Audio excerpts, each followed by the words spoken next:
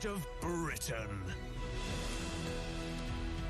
So in this segment, it's something I'm really passionate about, where we showcase someone who is the best of Britain. And it strikes me that this lady who we're about to meet really does fulfil that criteria. You may remember there was a wonderful image, a sort of picture, a cartoon that had been done of the late Queen holding Paddington Bear's hand. And I was very moved by that. And I remember you and I, Renee, were very moved by that, weren't we? It was such a stunning picture, actually. That kind of pushed me over the edge, that picture. I remember it was the first time I actually felt quite tearful about the Queen's death when I looked at that. That's right, just walking off into the sunset, actually. And now it's time to meet the artist who is responsible for that, and I have to say she is the best of Britain. And her name is Eleanor Tomlinson, and she is an artist, and she joins us now. Good morning to you. Hello, thank you so much for having me. It's wonderful to meet you, and I have to say, you know, when we first saw that image, we were both really moved to tears. I think you captured the heart of the nation. Oh, thank you so much. Honestly, there aren't better words for an artist to hear, I don't think, than that. And little did I know that's what I'd done, really, completely unbeknown to me until... yeah, it started just popping up everywhere, and it was just like it's never been the same again. Well, so just tell us the inspiration, because I was reading all about you. You obviously studied art, and obviously this is what you do. But what was the inspiration behind it? Well, it was that magical weekend, wasn't it, back in June? I was actually away at the time up in the Dales, so I had more time than usual to follow it on the television and in the media. I'd sat down to watch Party at the Palace on Saturday night and that magical opening, and I was just immediately inspired. I mean, if you have a look at the wider range of my work, that was quite different to the norm, really. I'm not really known for figures and things like that, and almost telling a story in that kind of way. But I just had this idea immediately that night, and it wasn't until the following afternoon, after going for a long country walk, that I sat down with my pens and pencils and brushes and brought this idea that had been ingrained in my mind. I mean, it's just so... I mean, the detail is absolutely extraordinary, and I believe the one that we just seen... I was looking at your website last night, but the one we just saw is about the coronation, the two corgis looking down the Mall, the level of detail, and there, of course, Paddington and the Queen, and a corgi walking off into the sunset, and as I said, that really brought a tear to all of our eyes. But the level of detail, you are classically trained. And also, by the way, I watched your video about how to draw a bumblebee yesterday. Oh, did you? I did. You illustrate a bumblebee? Yes.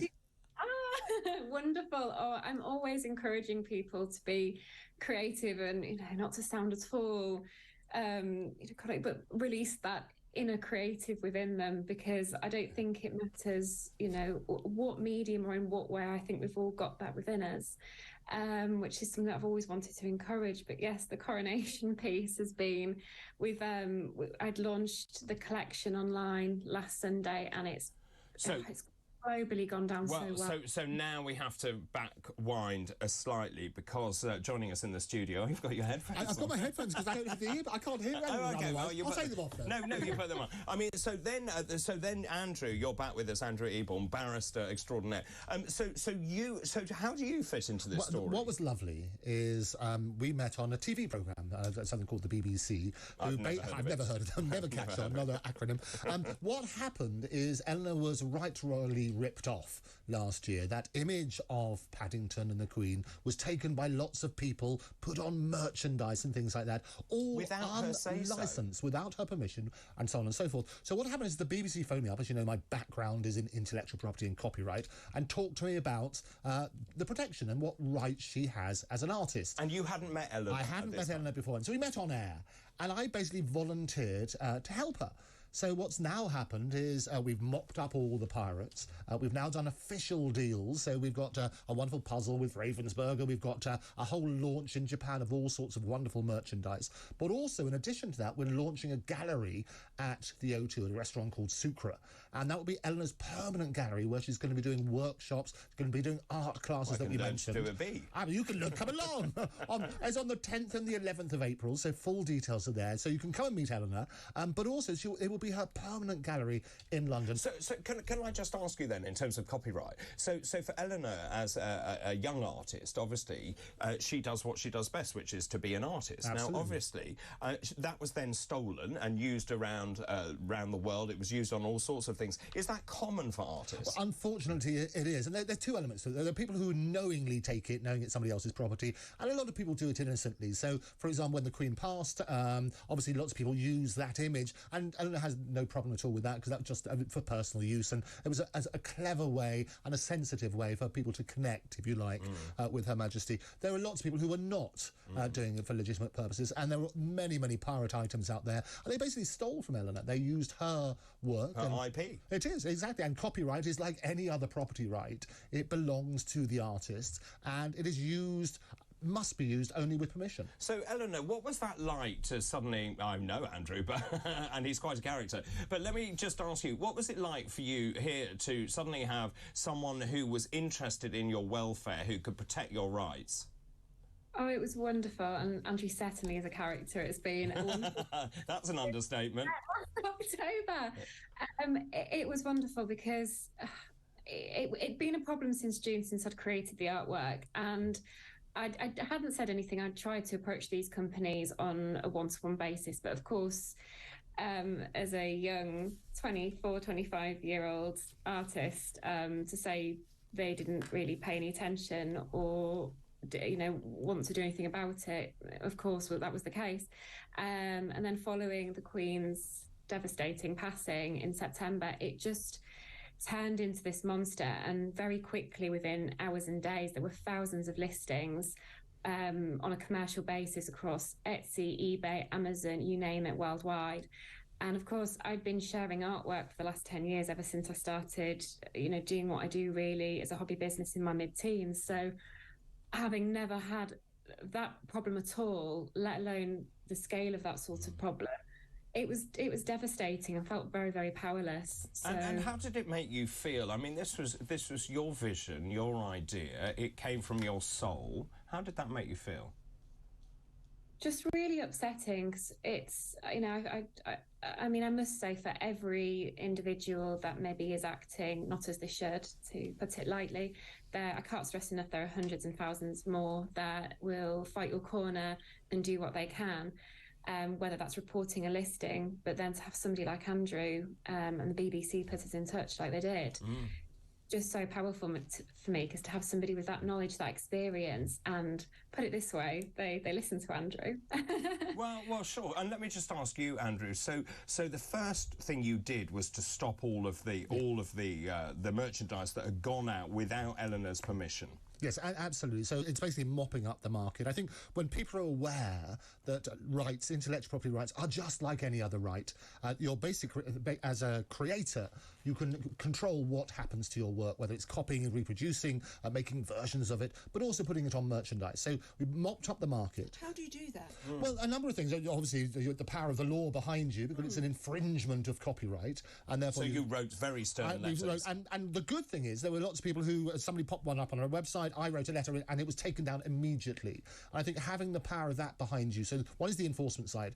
The other thing is making people aware that there's a licensing procedure now in place for Eleanor's work, and so we've set up lots of deals. Got big deals in Japan, some of the major sort of things. We're doing coronation teas where people can come along and meet Eleanor, and they can have these wonderful artwork in that, and quintessentially British, but looking around the world and making people realise that you can get in touch, you can license Eleanor's work in an official way, and then we ensure about quality control. You ensure that the artist is properly rewarded. And so, Eleanor, you're 24, I think you said. You've been propelled into global fame through really one picture, which is really extraordinary. How do you feel now, given that you now have a range of merchandise? You seem to be in multiple countries. You're having your own gallery in the O2 in London.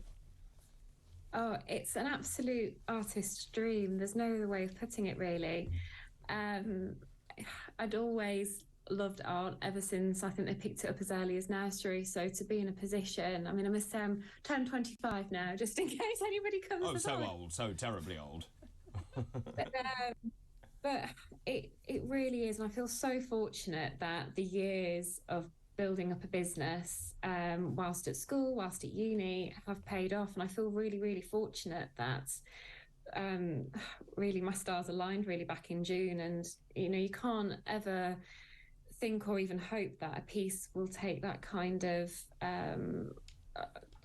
it was just created into something different when it went viral. And you couldn't, like I say, you couldn't even dream of something like that happening. The chances are so slim. And I just feel really grateful every day that that happened to me. And of course, being an artist is notoriously tricky. It's very difficult. You have very irregular income. What do your family make of what you've achieved? I'd like to think they're very proud. I'm sure they are. I'm a Yorkshire lass with Yorkshire parents, so we don't sort of express... Oh, so we don't do emotion. I would say we don't do emotion, but it's always like, I've always sort of had a very good work ethic instilled into me, so it's always that kind of, you know, what could you do better, and that kind of thing. So I'm always... sort of striving and working hard for the next thing, and you can never really take it for granted, something like this, the opportunities that I've had over the last year. So I don't want to become complacent that then that's necessarily going to be a pattern for the rest of my career, and to keep developing my work and keep creating what I love, and just hope that it continues, that other people love what I create. And so just tell us about the website. So obviously there are different pieces on there so people can explore your work. There are those workshops as well. Do you want to talk people through those? Yes, absolutely. So at the moment we're really focusing on the Coronation collection, which we wanted to go big, bold and quirky, and have everything best of British in there, from corgis and Jack Russells to a King Charles Cavalier, the Horizon line of London, just everything, and coronation capers, which I think you can just see, and in the corner there, that's the original for my wall. So from that artwork that took 50+ hours to create, there's prints, cards, textile items. We've got a beautiful fine bone china mug that we've worked with the best of British manufacturers to create, along with obviously a jigsaw by Ravensburger that they've licensed, and that's just been a wonderful thing, and such a different new avenue to go down, but fits in with my work, and it being that quirky, playful style just so perfectly. So that's been so exciting as well. But then in the rest of the shop and on my online portfolio, you can see all my other work going back from years, and on the whole it celebrates the UK countryside and just everything that I love, being where I am in Yorkshire. And yes, you've got the online workshops as well.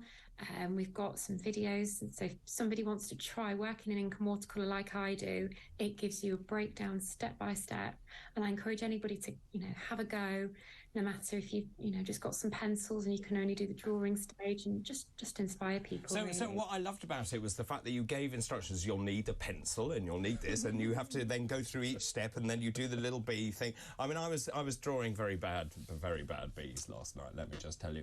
Eleanor, just finally, what advice would you give to young aspiring artists? Because it must be so tempting to give up sometimes.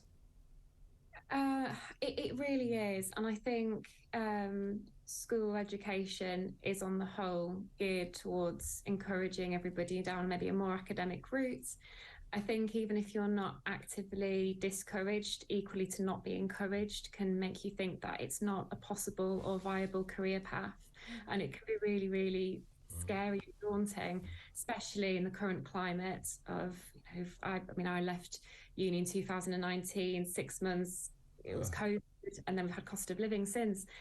So I just keep going, honestly, just keep working, keep going, and it is possible. And just good luck.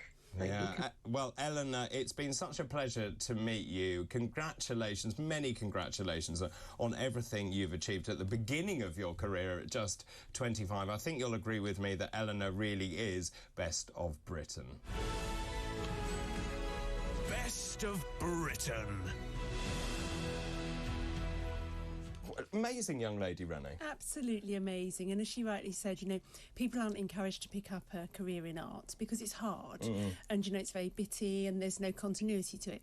So I think obviously she's drawn something which has actually probably paved the way for the rest of her life in terms of her career. She's very lucky, but that shouldn't put other people off, because drawing for some people really is their release and their passion. And Andrew, from your point of view, for budding artists who may well have sculptures or a piece of art or whatever, what can they do to protect themselves? Well, the important thing is to realise they are a bundle of rights and that only you, as the creator, can dictate what happens to that work. And so with Eleanor, what we're doing is not just looking around the coronation, but also launching her as a brand. I mean, for me, she's the new Beatrice Potter, if you like. She has that sort of wonderful quirkiness, so we're doing book deals, we're doing all sorts of things, but not just around the coronation. So she's got an amazing catalogue of work and work on that sort of basis. So the best thing to do is recognise that you have rights as an artist and to ensure that they are protected. And what I love about her is she's so understated. She's not doing it for money. She's doing it for the love, for the passion. And you can see that. You can see that in her work, and you can see that just talking to her as well. And many congratulations to you as well, because you've protected her future. No, absolutely, and for generations to come. She will be a multi-zillionaire as a result of her work now, as opposed to other people ripping her off on that sort of basis. So if you've got rights, make sure they're protected. Very well said. Thank you very much indeed. Time for a break.